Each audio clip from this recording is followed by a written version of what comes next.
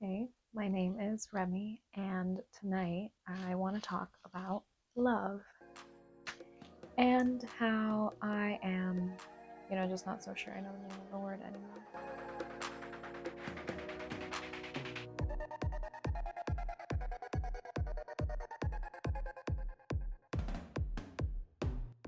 Okay, so we have relationships, friendships, platonic love interest, open relationships, one sided agreements, omission. I think this free word association got a little personal there, but those are the most common types of relationships that I have been introduced to in these last couple of years. So, in my intro video, I brought up, I think, more than once, how proud of myself I was that I don't relate to most of the poems in my book, Chronic Dissatisfaction. I was like patting myself on the back. I'm so good at dealing with emotions. That was short lived. So, a part of me feels like subconsciously I went looking for validation that misery repeats itself because, like I mentioned, it was a strange feeling that I was so disconnected to this poetry that I had written and birthed out of such a strong emotion of loss or attachment for another person.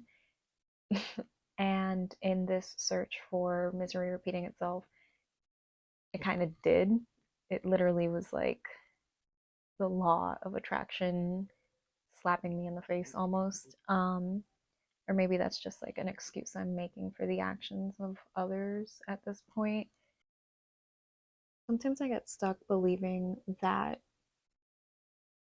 this, like soup of misery that I create for myself sometimes is the general theme of my life, which is why I'm so comfortable in it, and which is why a lot of my writing takes root from that.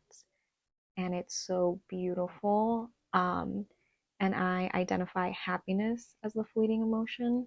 What I do have to point out though, and I don't know if this is me deflecting responsibility, so someone please try to clear this up for me, but when I get into these bad moods, it is usually, if not all of the time, at the hands of another person.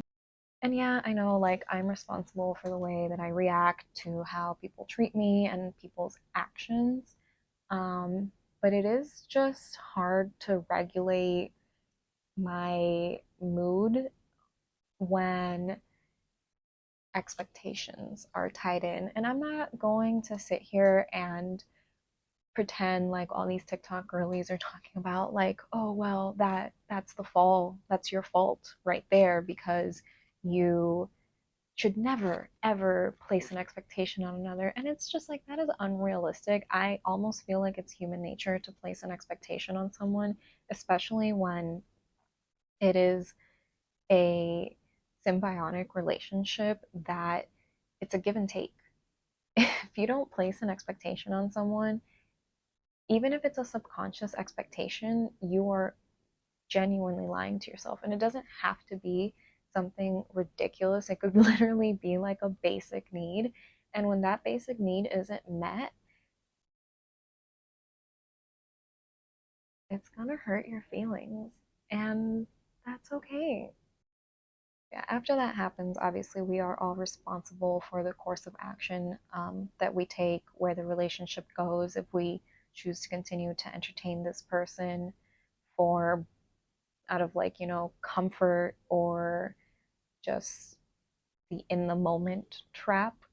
Um, I said the in the moment trap, and that actually I'm gonna sidestep into a tangent. I don't know if this is gonna make it into the video, but this is something that I obviously need to get off my chest with the way that I'm acting right now after I said that.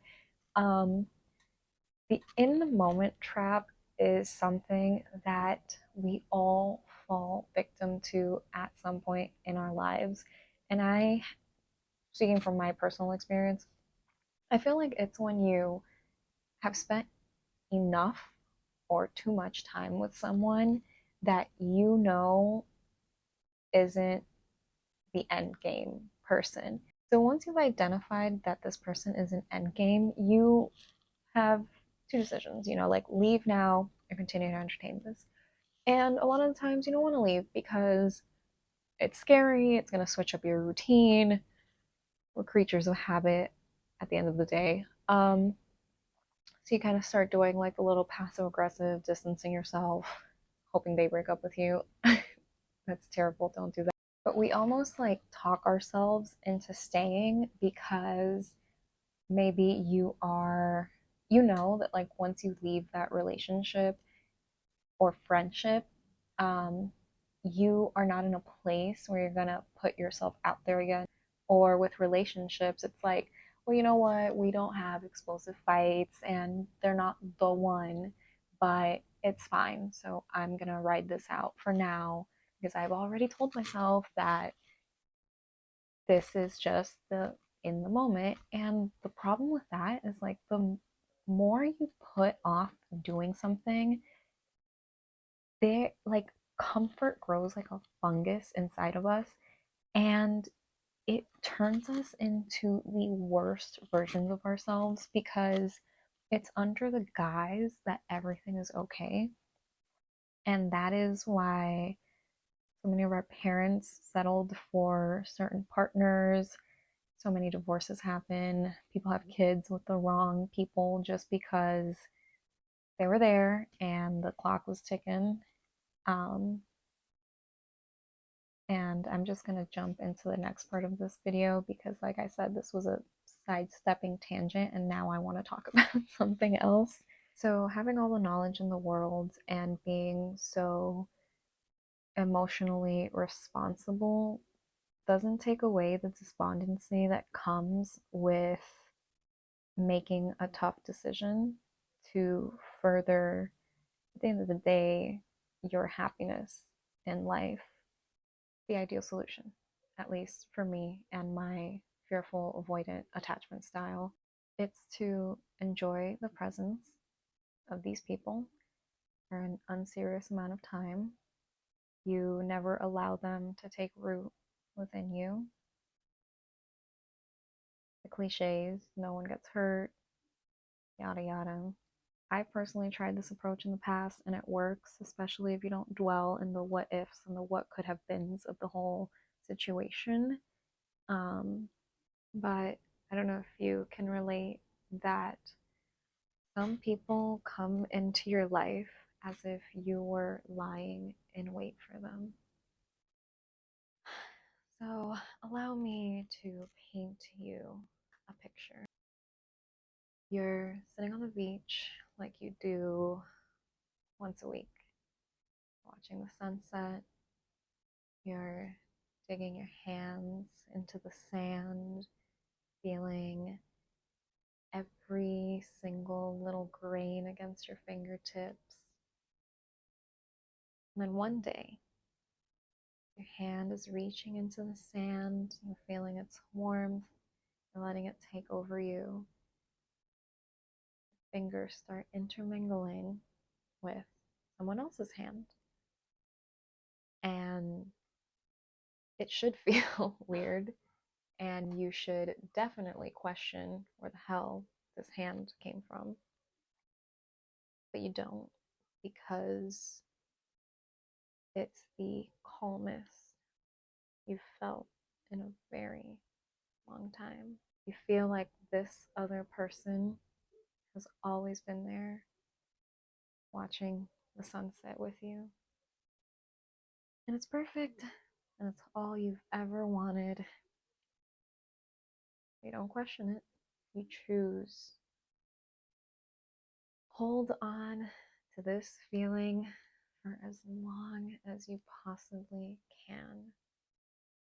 especially if holding this person's hand is what brought on this feeling, shouldn't that mean that as long as you keep this person around, the feeling will stay?